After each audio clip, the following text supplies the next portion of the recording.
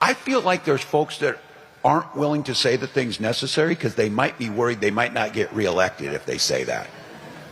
I'm not going to say that, and I don't think any of us can. I'm getting called out on this because I called Donald Trump a wannabe dictator. It's because he is. It's because he is. Oh, the governor's being mean, and the governor's speaking out on that. Well, maybe it's time for us to be a little meaner. Maybe it's time for us to be a little more fierce. Because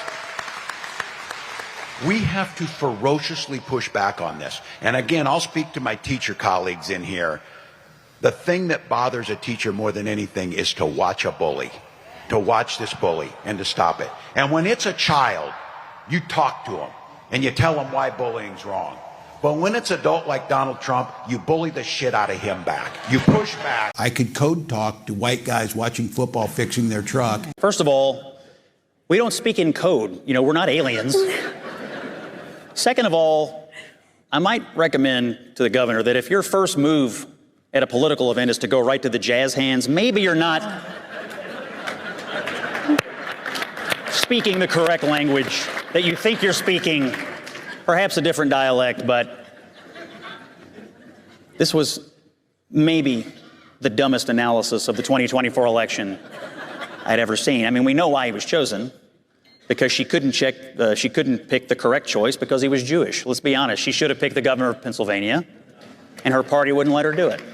So she ends up picking this camouflage hat-wearing buffoon that comes from your state, who I am convinced actually cost her votes, but I am more than glad was on the ticket so that J.D. Vance could kick his ass at the debate.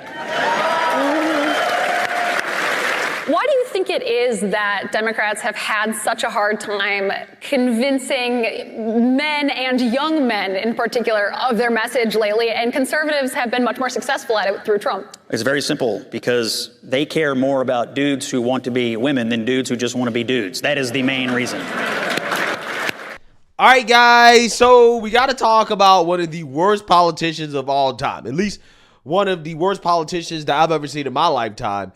Minnesota governor and failed vice presidential running mate, Tim Walz, okay, a.k.a. Tampon Tim, a.k.a. Tim Sugar Walz, who has decided to chime in on this conversation about Democrats and their struggles with young men, okay, because Democrats are spending $20+ million to figure out how to talk to young men, okay? And you have a lot of opinions, okay, across the board in regards to what Democrats need to do in order to win back young men.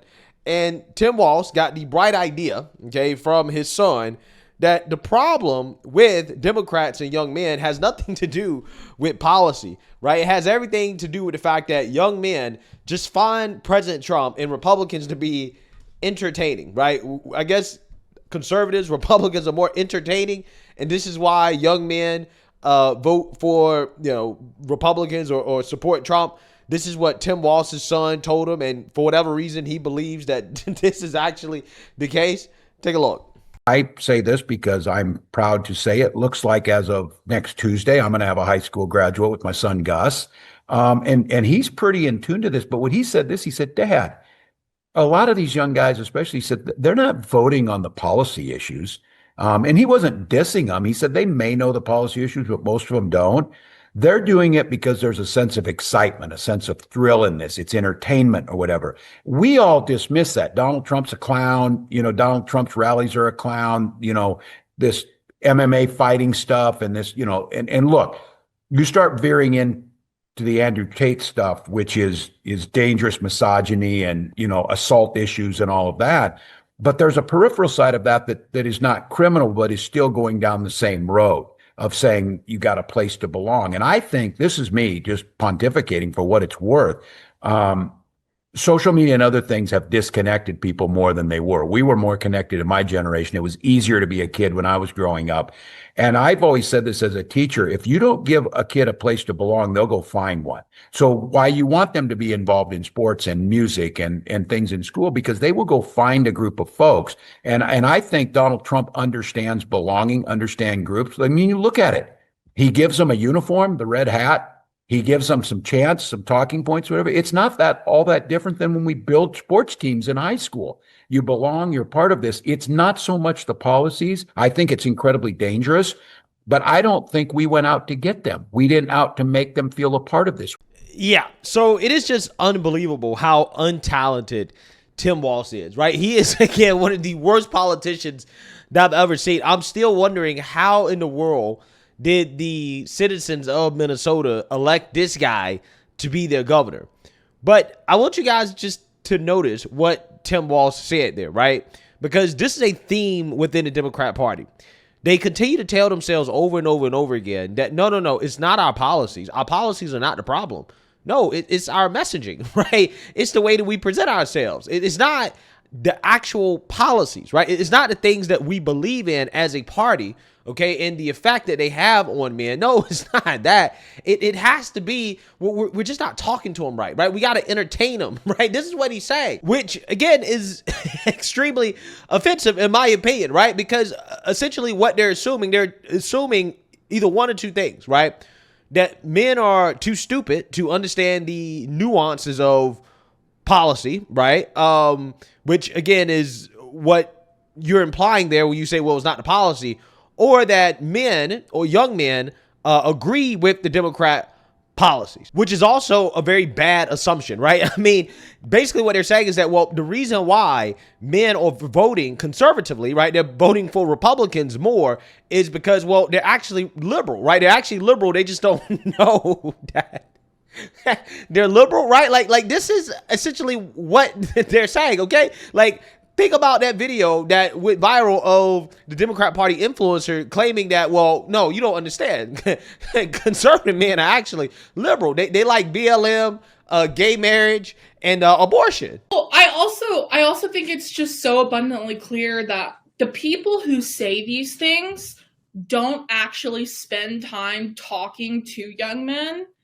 You know this because we know each other in real life, but I spend a lot of time on college campuses. And I spend a lot of time with young men. I love young men. I love frat guys. And in that, I realized, like, even the ones that identify as conservative are almost always pro-choice. They're almost always pro-gay marriage. You'd be surprised at the number of them who supported Black Lives Matter. And so I feel like people just kind of lump them into this box when the truth is, again, a lot of them are with us on the issues. They're just not part of our coalition because they feel like they're not welcomed in it. Yeah, so what you're seeing here, guys, is the Democrat Party delude themselves, right? That's what they're doing. These people just refuse to accept any possibility that it's their policies, which is the reason why men or young men are not supporting the Democrat Party. They just don't want to accept that, right? They just don't want to change, right? They don't want to change who they are as a party. Instead, they want to tell themselves that, no, you don't understand. The men are just too dumb. They're just too dumb to understand the policy. Or that, well, they are just secretly liberal. They just don't realize it, right? They just don't understand. So we got to talk to them in a different way. We got to make them realize that, no, you do support, gay marriage and BLM and abortions. You do like these things. And when that fails, right? When that fails, it never comes back to the policy. It always goes to, well, they must just be sexist, right? They have to be sexist. This is the reason why men or young men don't want to support the Democrat Party. But I think it's a waste of money. Maybe these guys should spend their money on teaching men to not be such sexists. Maybe that's But the stats don't bear that out. Now that we've seen the election results, Donald Trump performed better than the previous several Republicans with most every people group. He did better with black men, better with Latino men, better with white men and white women. Like, it's just a fact that he has tapped into something. And what I think but he was running against a woman, I'm telling you. But I'm saying that men showed up more for him. Oh, so you think that Democrats who were with Biden in 2020 left to be with Trump because they're sexist? I don't know the reason, but it's very suspicious. But I'll say this. Donald Trump has made himself the anti-establishment despite being the entire political establishment. And what I used to like about liberals is they were the anti-establishment. You protested Vietnam, you were civil rights. Flip-flop. Now you guys just defend the status quo, like to death. Like during Doge, you're like, don't touch a single federal program. Nobody likes the federal government. No one thinks it works well. No one's like, this is the solution. Let's not try to improve anything. I think there's like more of an imagination and policy issue that Democrats have, to your point. Ask how you can solve people's day-to-day problems better. That's what politicians used to do. Public servants find problems, then get solutions. Well, you don't say, how do I get you to vote for me by changing how I talk to you? That's treating people like they're stupid. Yeah, that is what Democrats are doing, right? They're treating people like they're stupid, right? That's what they do. Okay, when you come out here and say, oh, no, you don't understand. It's not the policy. It's because men just need to be entertained, right? Young men just need to be entertained, right? We need to entertain them, right? As if young men are children, right? This is what Tim Walz is saying, right? That's what his son told him. And for whatever reason, he thought that was insightful, right? Yeah, son, you're totally right about that, right?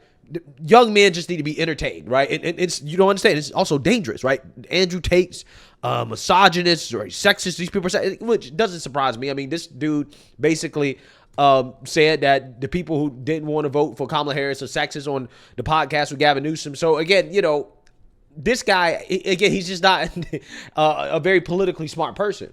But ultimately, what Democrats refuse to accept is the fact that their party is a party in regards to their base of voters, who they appeal to. They appeal to women who, again, don't particularly like men, right? They don't like masculine men, okay? And men who are lower testosterone levels that also don't like masculine men. Like, their party is literally built on everything that a masculine man stands against, right? What you see right here, guys, is the type of man, right, that voted for President Trump, right? The blue-collar, hardworking man, right? Like, this is who voted for President Trump. All right, so Our president. Drill, baby, drill. Drill, baby, drill, baby. It's the all field. Let's go Trump. No paid advertising. Yeah, baby, no hey, paid. these guys are against racism, so they vote red. No, I'm racist. This is Louisiana. Go Trump. Go Trump. Go Trump. Yeah. Go Trump. Go Trump. Go Trump. Wow, that's amazing. Absolutely amazing. One of the best videos I've seen all day. That's America right there. Right? That is America. Okay. So I'm just saying, Democrats look down on this. They look down on these type of guys. Right? Democrats look down on blue collar workers. This is why they focus so much on the quote unquote college educated. Right? Who's been indoctrinated the most in college? Women. Women are going to college the most. This is why they focus a vast majority of their policies, a vast majority of things that they want to do around women. Oh, let's forgive student loan debt. Well, who is that targeting? Who is that benefiting the most? Women. When they come out and they talk about abortions, who are they trying to appeal to? Women. When they come out here and they talk about illegal immigrants and allow illegals into the country, who does that hurt? Who does that hurt the most? When you let all these single young men, right, military age men into the country to lower wages, okay, to undercut these guys, who does that hurt? It hurts men. It hurts men. And then every time you look, Democrats are talking down on men. They're talking down on men who don't have college degrees, right? Who work hard, who, do physical labor, who are blue collar. But then when, they reflect on, well, why is it that we're not winning men? Why is it that men are leaving the Democrat? Well, it must be because they're sexist. It must be because they're not entertained enough. It can't be the policy, right? It can't be because all of the policies that we believe in undermine men. I'll go even further than that. The tax and spend, welfare policies of the Democrat Party, that also undermines men. Because let's be real. When people want to talk about high divorce rates and the dismantlement of the nuclear family in this country, again, a lot of it comes from the fact that we have too many government policies that allow women to get away with not having a man, right? Because now, again, we have jobs that value college degrees that you don't really need, right? And women go to college, they get indoctrinated, they get in these jobs, And then you have the activists in these jobs that basically fight for women to get paid the same as men, even though they do less work, right? They don't negotiate their salaries. They're not as productive. But yet, again, they're getting paid the same, right? They want to get paid the same and then say, well, you're sexist. Or that, there's a gender wage gap, right? Because they don't get paid the same as men, even though they do less work, right? And the women... and they think that, well, that's empowering. It's empowering for a woman to, go into corporate America and to not have kids and to not have a man, right? Like to be her own boss, right? And if a man makes less money than you, or he works, a job like this, that he's less than you, right? He's beneath you, okay? This is what they tell women. And then the women that, are in corporate America, okay, that are, making less money or whatever, well, they also don't need a man, because if they have kids out of wedlock or whatever, they can just live off the government, right? The government says, no, we'll take care of you. To have kids out of wedlock, you can get food stamps, you can get Section 8 housing vouchers, you can get free health care. We'll give you all this stuff. You don't need a man to survive, right? So essentially, the government and their overreach has essentially undermined the role of men, okay? They're trying to make men obsolete. And all of these policies, all of these things, this ideology is mainly associated with the Democrat Party. But again, Democrats will delude themselves into thinking, oh, no, it's not the policy, right? It's not our ideology. That's not it. It has to be something else. We're just not talking to them right. We need to study them, right? We need to study them. We need to come up with new buzzwords, okay? We need to be more entertaining instead of actually addressing the root of the issue, which is that the Democrat Party, at least their base of voters, the people they appeal to, don't like men, right? They hate masculine men. That's just the reality of the situation. That's the reality of the situation. So is anybody surprised when you see these surveys come out, right? When you talk about the mental health and how it correlates with political viewpoint, okay, or your political ideology, that 45% of the people, according to this survey right here, okay, the cooperative election study in 2022, 45% of people that say they had poor mental health were liberal. While 51% of the people who said they had excellent mental health were conservative. When you look at liberal women in this country, 56%, 18 to 29, have been diagnosed with some mental health condition. Well, what's going on here? What's going on? Well, what's going on is that liberal men and liberal women are confused because their ideology has essentially put them in a situation where they're advocating for the opposite of what they were born to be, right? Of their nature, right? They're advocating for women to be men and for men to be subordinate to women, right? That is what they're advocating for, which is unnatural. It is completely unnatural. Democrats are appealing to people who, again, self-reportedly have mental health issues. That's what they're appealing to. And again, they're wondering, why is it that the conservative men and women, by the way, right? Why is it that the people who are in good mental health are running away from the Democrat Party? Well, again, the reason why is because nobody wants to be associated with confusion and chaos, right? Nobody wants to be associated with that. But that's what the Democrat Party promotes. That is who they appeal to. So again, when they come out here and they tell themselves, "Oh yeah, well we just got to change our messaging, right? We just got to do things a little bit differently." Again, everything outside of the policy, it's not gonna work. It's not gonna work. Democrats have to change fundamentally who they are as a party.